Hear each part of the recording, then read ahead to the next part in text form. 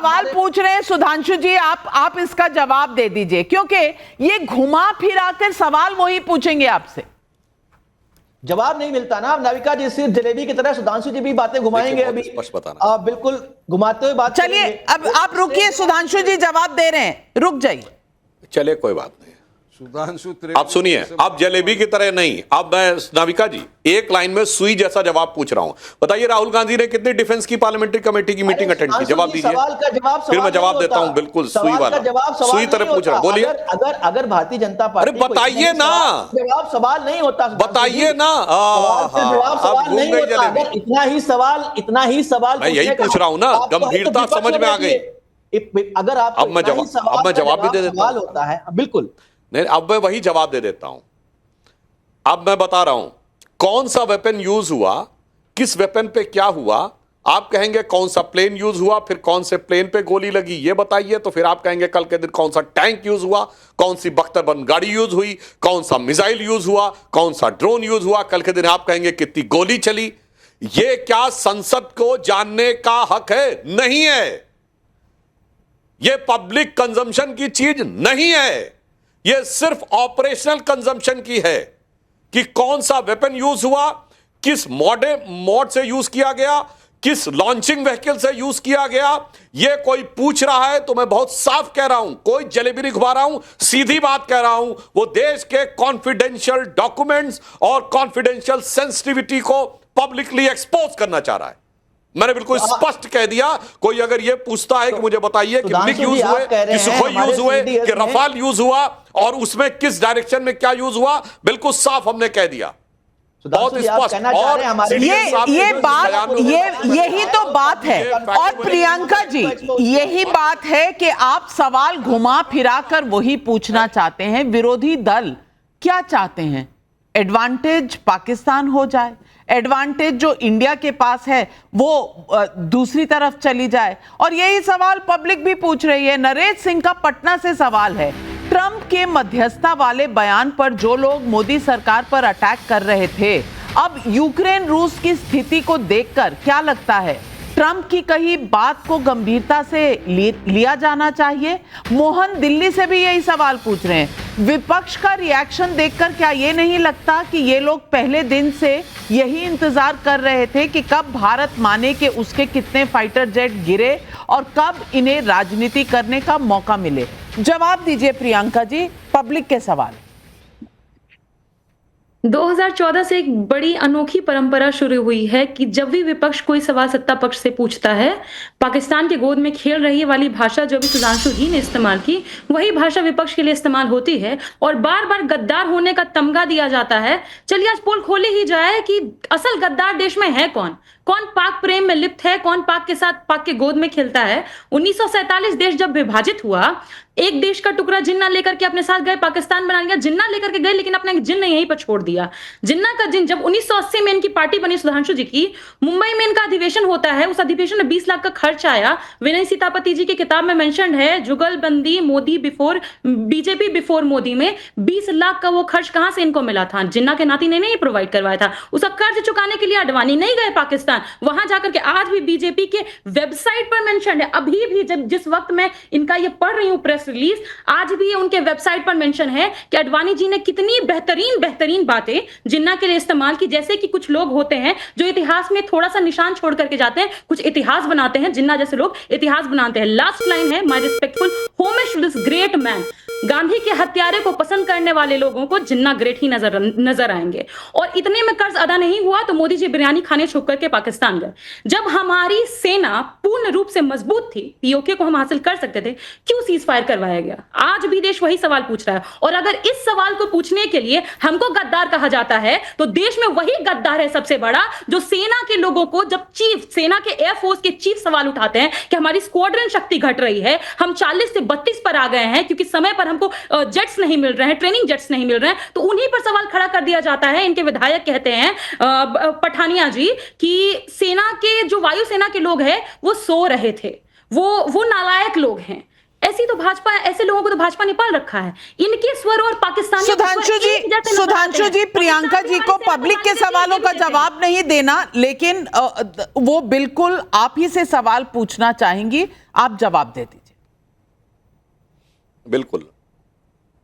बिल्कुल जवाब देता हूं। प्रियंका जी को मैं चुनौती से कहता हूं, 2014 से पहले जब हम विपक्ष में थे, हमारा एक बयान बताइए जो पाकिस्तान ने अपने पक्ष में कोट किया हो। चैलेंज करके पूछता हूं किसी इंटरनेशनल फोरम पे। 2014 के बाद दर्जन भर बयान है जो पाकिस्तान ने भारत के खिलाफ यूज किए इनके नेताओं के। 2014 ही के बाद तो हुआ, मणिशंकर अय्यर पाकिस्तान गए थे कि मोदी को हटाने के लिए हमें आपकी जरूरत है। आप सुनिए, 2014 के बाद की स्थिति है। इमरान खान ने सिद्धू के सामने बोला, जब तक यह सरकार रहेगी तब तक ये भारत और पाकिस्तान के संबंध नहीं सुधरेंगे, आप लोग आएंगे तब सुधरेंगे। हाफिज सईद का 2015 का कांग्रेस पार्टी की तारीफ करते हुए बयान है। और सुनिए, अब पूरी बात सुनिए, काहे परेशानी की बात। अब ये दर्शकों को तय करने दीजिए ना कौन गद्दार है। अब मैं बताता हूं। अब दूसरी बात, इनसे दूसरा चैलेंज करके पूछता हूं, 2004 से 14 के बीच में एक डिफेंस परचेज बताइए। 2004 से 14 के बीच में एक डिफेंस परचेज बताइए।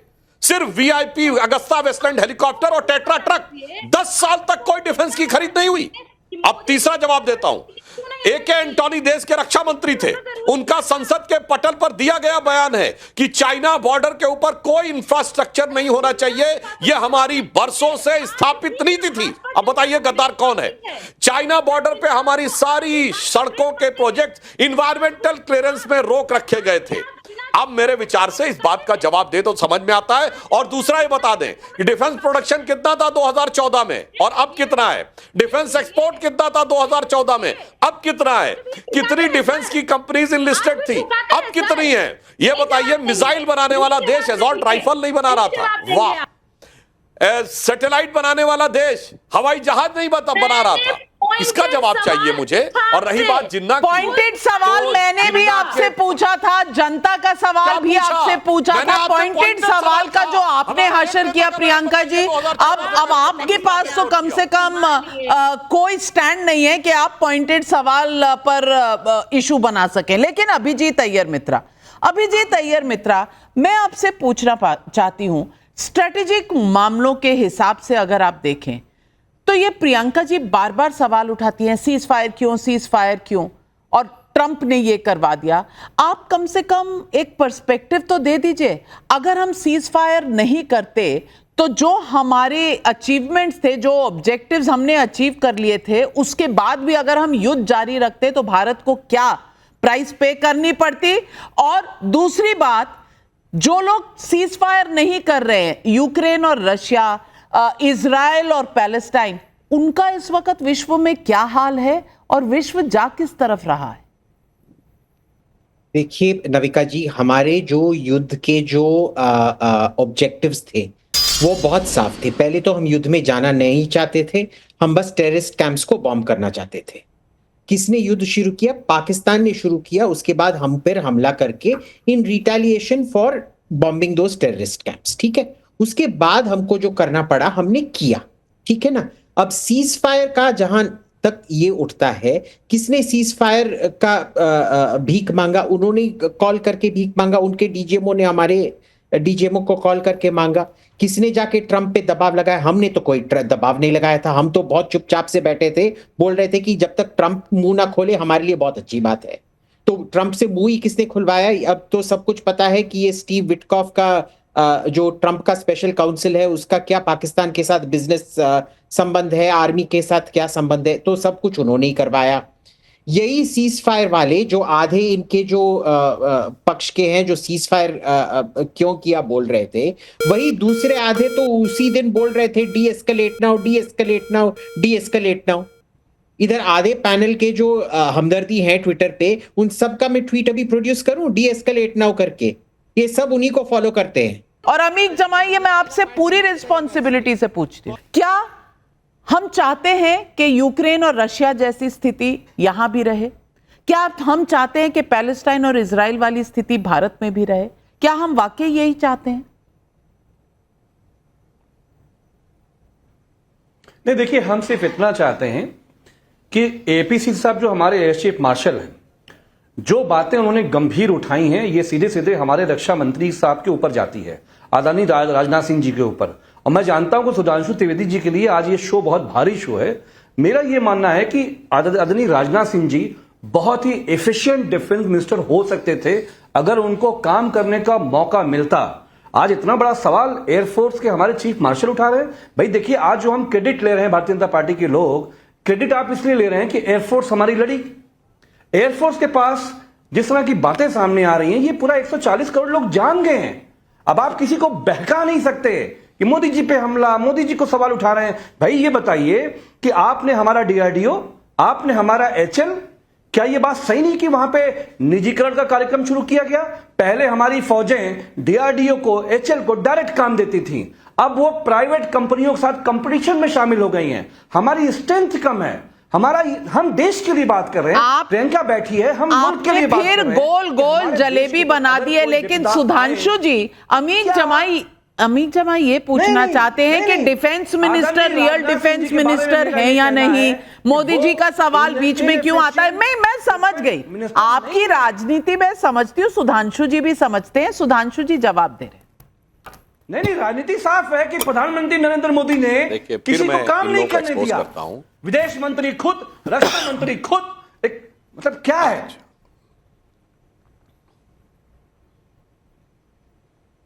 अब मैं जवाब दे देता हूं। देखिए, एचएएल के बारे में किस तरह झूठ परोसा जाता है। केवल 3-4 साल पहले कहते थे एचएएल बर्बाद हो गया। एचएएल का लास्ट ईयर का प्रॉफिट 21,000 करोड़ रुपए था। 21,000 करोड़ रुपए के उसने प्रोजेक्ट किए, 89,000 के पाइपलाइन में है। HAL all time high profit में है। एचएएल का शेयर स्टॉक मैंने पहले बताया 14% आगे बढ़ा है। आपके टाइम में बर्बादी कगार पे आ गया था। क्या बात करते हैं साहब, थोड़ा फैक्ट पे बात करनी चाहिए। और मैं दर्शकों से कहता हूं जाके चेक कर लीजिए। आप ट्रंप के सीजफायर वाले में जवाब देता हूं। ट्रंप के बयान देखने 1 दर्जन बार कहे तो ट्रंप के बयान को पहले शुरू करिए। 8 मई, 7 मई की रात को हमारा ऑपरेशन हुआ। उसके बाद ट्रंप का क्या पहला बयान आता है? टिट फॉर टैट हो गया, अब रुक जाना चाहिए। सर अपने टर्न पे बोले बेटर रहेगा। टिट फॉर टैट का मतलब, पहला तो ट्रंप ने यह माना कि पाकिस्तान ने टिट यानी किया था, तभी टिट वर्ड यूज हुआ। टैट मतलब इंडिया ने ठोक दिया। अब आइए, उसके बाद ट्रंप 1 दर्जन बार बोले तो हर बार तो वो न्यूक्लियर वॉर बोले, हमने न्यूक्लियर कॉन्फ्लिक्ट अवॉइड कराया। तब तो आप कहते नहीं, भारत ने तो कहा ना कोई न्यूक्लियर वाली बात नहीं थी और किसी की मध्यस्थता नहीं थी। तो जब न्यूक्लियर वाली बात आनी है कि अगर न्यूक्लियर का खतरा था, तब तो ट्रंप के बयान की गंभीरता हो जाती है। तो नहीं, ट्रंप के बयान से वो न्यूक्लियर वाला तो हटा देना है, सिर्फ सीज फायर वाला लेना है। भारत ने सीज फायर वर्ड ही नहीं यूज किया। प्रधानमंत्री जी ने कहा युद्ध विराम नहीं है, ऑपरेशनल ब्रेक है। नहीं, यहां पे प्रधानमंत्री वाला नहीं मानना है, ठीक है। फिर उसके बाद जब हमारा विदेश मंत्रालय कहेगा कि कोई न्यूक्लियर थ्रेट नहीं था, यहां पे मुझे विदेश मंत्रालय वाला मान लेना है। मगर ट्रंप का बयान मानना है तो उसका पहला वाला हिस्सा मानना है, विदेश मंत्रालय का बयान दूसरा वाला। मेरे भाई पहले तय कर लीजिए, ट्रंप के बयान पे भरोसा है तो पूरा भरोसा करिए। इसका मतलब न्यूक्लियर वॉर होने जा रहा था। अगर ट्रंप के बयान पे भरोसा नहीं है, भारत के बयान पे भरोसा है तो पूरा भरोसा करिए। पहले आप बता दीजिए किसके बयान पे भरोसा, फिर मैं आपका जवाब देने तैयार हूं। एपी सिंह साहब को क्यों कहा जा रहा है कि वो इनएफिशिएंट एयर चीफ मार्शल है? क्यों कहा जा रहा है? हम तो डिफेंस मिनिस्टर साहब को बचा रहे हैं। किसने कहा है भाई? आप कुछ नहीं बोल रहे हैं। एयर चीफ मार्शल जब सवाल उठाते हैं, अरे भाई मैं कह रहा हूं किसने कहा है? मैं तो पूछ रहा हूं, आप जवाब दीजिए। नेता प्रतिपक्ष ने आज तक डिफेंस की कितनी कमेटी अटेंड की है? जवाब दीजिए, सारी सीरियसनेस सामने आ जाएगी। जवाब दीजिए। कोई नहीं जवाब दे रहा, सब भाग रहे हैं। अच्छा ये बोलो, सब भाग रहे हैं। सीधे सवाल का कोई जवाब नहीं किसी के पास। कमाल है, अमीन जमाई जी कहना चाह रहे हैं कि वो राजनाथ जी को बचा रहे हैं। किससे बचा रहे हैं पता नहीं, कौन बचा रहा है, किसने क्या कहा एयर चीफ मार्शल के बाद पता नहीं। अच्छा वैसे मैं बता दूं नाविका जी, ये पाकिस्तान के डिफेंस मिनिस्टर ख्वाजा आसिफ से पूछा गया था कि जो वो दावा कर रहे हैं कि भारत के विमान गिरा दिए, इसका सोर्स क्या है? तो पाकिस्तान के रक्षा मंत्री ने जवाब दिया, it's all over social media. अरे भैया, अपने रक्षा मंत्री भरोसा नहीं, पाकिस्तान के रक्षा मंत्री भरोसा नहीं, ये भरोसा किस पे है तो बता दो। उनका मजाक उड़ा कि वो कोई सबूत नहीं दे पाए, उन्होंने कहा it's all over social media. मेरे भाई, बिल्कुल, किस पे और भरोसा कर रहे पब्लिक हैं का सवाल है। अश्विनी जी जरूर सुनिए, प्रशांत गुप्ता मुंबई से पूछ रहे हैं, जिस 2.5 मोर्चे की लड़ाई की बात जनरल विपिन रावत कहते थे, क्या उस 2.5 मोर्चे के तमाम मोहरे ऑपरेशन सिंदूर के बाद सामने आने लगे हैं? जवाब दे दीजिए, पब्लिक का सवाल है। नाविका जी, विषय सिर्फ इतना है कि मोदी जी के पास एक सीटी है, मोदी जी बजाते हैं, सीटी बजाते हैं, बोलते हैं भागो, सब लोग भागने लगते हैं। विपक्ष पूछता है मोदी जी बताओ तो भागना क्यों है? फिर थोड़ी देर बाद मोदी जी को आकाशवाणी होती है या क्या होता है, और मोदी सीटी बजाते हैं, बोलते हैं रुक जाओ, और सब लोग रुक जाते हैं। और विपक्ष पूछता है कि मोदी जी रुक क्यों गए? तो वही लोग जो भाग रहे थे बोलते हैं डीएस्केलेट डीएस्केलेट। अभी ये बोल रहे थे भाग क्यों रहे, वही पूछ रहे रुक क्यों गए, रुक क्यों गए। विषय सिर्फ इतना है कि मोदी जी को हम लोगों ने ऐसे शील्ड कर रखा है कि हम उनसे सवाल नहीं कर सकते। उनसे सवाल करना हमारा भैया आप रोज करते हैं, जवाब देना पड़ेगा। आप रोज मेरे चैनल पर आकर सवाल पूछते हैं।